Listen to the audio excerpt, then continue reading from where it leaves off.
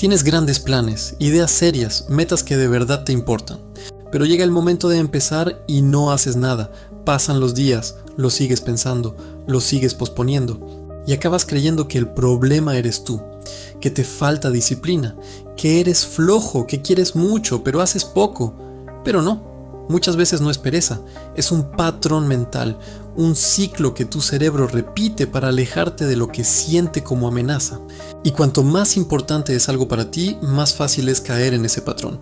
En este video vas a entender por qué pasa eso, qué pelea ocurre dentro de tu cabeza cuando intentas empezar algo difícil y cómo romper ese bucle sin depender de la motivación.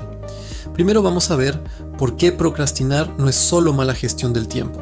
Después, qué está pasando en tu cerebro cuando quieres empezar algo importante y no puedes. Luego, por qué ese patrón empeora con el tiempo. Y al final, la forma más simple de cortarlo antes de que te vuelva a ganar. 1. La razón real por la que no empiezas. Normalmente la gente piensa que procrastinar es un problema de organización, como si todo se arreglara con una agenda mejor o con más disciplina.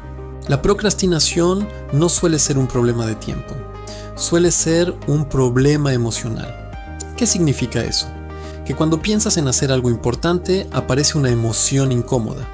Puede ser ansiedad, puede ser presión o miedo a hacerlo mal. Entonces tu cerebro hace lo que hace siempre con lo incómodo. Intenta sacarte de ahí y ahí empieza todo. Quieres avanzar con un proyecto, pero en vez de hacerlo, recoges la mesa. Quieres mandar esa solicitud, pero de repente te pones con el móvil. Y en el momento en que haces eso, pasa algo clave. La incomodidad baja. Sientes alivio. Y ese alivio le enseña algo a tu cerebro. Le enseña que evitar funciona, que escapar de la tarea te hace sentir mejor. 2. El bucle de evitación. Así se crea el ciclo. Tienes una tarea importante. La tarea te genera malestar. La evitas, sientes alivio. Y como sientes alivio, la próxima vez haces lo mismo. Eso es lo que convierte una simple demora en un hábito. Tu cerebro está diciendo, voy a sacarte de esta sensación ahora mismo. Pero ese alivio te calma hoy, pero te destruye el avance de mañana. No solo evitas una tarea, empiezas a asociar las tareas importantes con tensión. Justo lo que más puede mejorar tu vida empieza a sentirse como lo que quieres evitar. 3. La pelea dentro de tu cerebro. Cada vez que te enfrentas a algo difícil, dentro de ti compiten dos fuerzas. La primera es la que detecta amenaza. No es una amenaza física, sino emocional. Fracasar, quedar mal, sentirte insuficiente o no cumplir tus propias expectativas. Cuando una tarea activa eso, tu cerebro la trata como si fuera un peligro inminente. Por eso aparecen pensamientos como ahora no, luego lo hago mejor o primero necesito organizarme. Suena lógico, pero muchas veces solo es el miedo buscando una excusa elegante. La segunda fuerza es la que te ayuda a actuar aunque haya incomodidad, la que frena la reacción automática, la que te deja empezar incluso sin ganas y hacer lo correcto aunque no se sienta bien al principio. Cuando procrastinas, gana la primera parte, la que quiere protegerte del malestar inmediato, y por eso huyes de la tarea aunque sepas que te conviene. Ese es el conflicto real. No es que no quieras avanzar, es que una parte de ti interpreta avanzar como una amenaza. 4. ¿Por qué empeora con el tiempo? Cada vez que repites este patrón, lo refuerzas. Piensas en la tarea, sientes rechazo, la evitas y te alivias. Al repetir eso una y otra vez, tu cerebro aprende el camino. Cada vez tarda menos en llevarte a la evitación. Por eso procrastinas cada vez más rápido y de forma más automática, casi sin darte cuenta. Mientras el hábito de evitar se fortalece, el de actuar se debilita, como cualquier capacidad que no usas. No basta con entender el problema, hay que cortar el ciclo en el momento exacto en el que empieza. 5. La solución no es motivarte más, no necesitas más ganas, más energía o más inspiración. La salida no es esperar el estado perfecto. La salida es interrumpir el patrón. Tienes que empezar, nada más. No terminar, no hacerlo brillante ni perfecto. Solo empezar. 5 minutos, 10 minutos o una entrada pequeña son suficientes para romper la lógica del bucle. En ese momento ya no refuerzas la evitación, estás entrenando lo contrario. Estás enseñándole a tu cerebro que puede entrar en la tarea sin escapar. Y eso lo cambia todo. 6. Cómo romper el bucle en la práctica. Paso 1. Detecta la emoción. Cuando te veas posponiendo algo, no te castigues. No digas, siempre hago lo mismo. Haz algo mejor. Pregúntate, ¿qué estoy sintiendo exactamente? ¿Ansiedad? ¿Presión?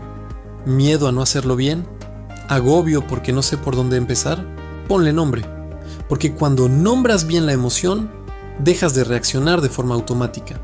Ya no estás completamente dentro del malestar. Ahora lo estás observando. Y eso te devuelve un poco de control. Paso 2. Reduce la tarea al mínimo. No te pongas como meta hacerlo entero. Eso asusta más. Tu única meta es empezar de forma tan pequeña que no puedas justificar la huida. Si tienes que escribir, no pienses en terminar el texto.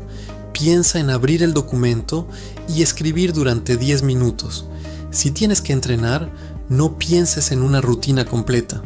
Piensa en ponerte las zapatillas y salir. Y si tienes que estudiar, no pienses en dominar todo. Piensa en sentarte y avanzar una página. La clave es esta. La acción tiene que ser pequeña, pero real, no simbólica, no decorativa. No prepararte para empezar de verdad. 7. El problema no suele ser la tarea. Aquí hay algo que casi todo el mundo descubre tarde. Muchas veces hacer la tarea no es lo peor. Lo peor es el momento anterior. El momento en que la imaginas, la inflas, la conviertes en una montaña. Tu mente exagera el peso del inicio. Por eso cuesta tanto arrancar. Pero una vez que entras, muchas veces notas algo raro. No era para tanto. No porque sea fácil, sino porque el sufrimiento previo era más grande que la realidad.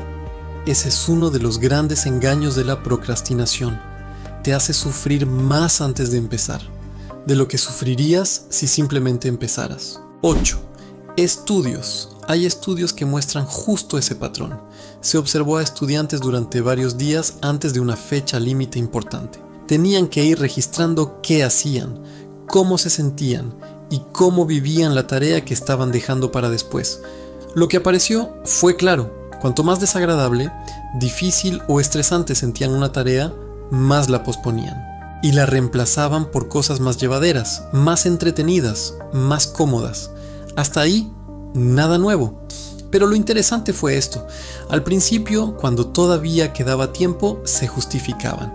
Decían cosas como, yo funciono mejor bajo presión. Mañana estaré más inspirado. Ahora mismo no tiene sentido hacerlo. Pero cuando el tiempo se acababa y ya no tenían escapatoria, ninguno se alegraba de haber esperado. Ninguno decía, menos mal que lo dejé para el final. Al revés, la mayoría pensaba que habría sido mejor empezar antes. Y además descubrían que la tarea no era tan horrible como la habían imaginado. Eso confirma una idea clave.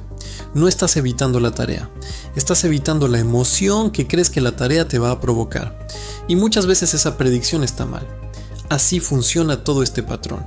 Hay algo importante que quieres hacer. Tu cerebro anticipa incomodidad, te empuja a evitarlo, sientes alivio y refuerzas el hábito. Cuanto más repites eso, más automático se vuelve. Pero también puedes romperlo, no castigándote, no esperando motivación, no intentando hacerlo perfecto, sino detectando qué emoción se activó, reduciendo la entrada al mínimo y empezando antes de que tu mente vuelva a escapar. Porque muchas veces el verdadero obstáculo no es el trabajo, es el inicio. Ese es el momento exacto en el que una parte de ti quiere protegerte del malestar, aunque esa protección te esté alejando de la vida que dices querer. Cuando entiendes eso, dejas de verte como alguien sin disciplina y empiezas a ver el problema como lo que realmente es, un patrón entrenado. Y todo patrón entrenado se puede reentrenar. La próxima vez que te bloquees, no te preguntes, ¿cómo terminaré todo esto? Pregúntate, ¿cuál es la acción más pequeña con la que puedo empezar ahora? Y empieza ya. Si te ha gustado este video, sígueme para más contenido como este.